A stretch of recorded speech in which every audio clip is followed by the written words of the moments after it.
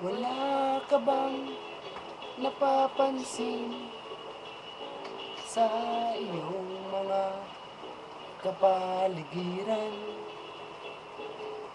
Kay tumina ng hangin, pati na ang mga ilog natin.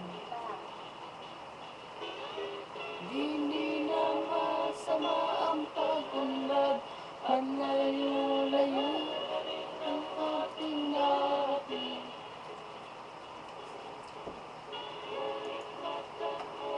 Tubig sa dagat, dati kulay asul, ngayon naging itim.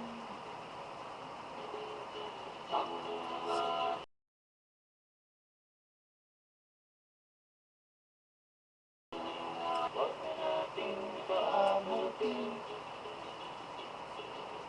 upang pumanamanan ang sariwang hangin,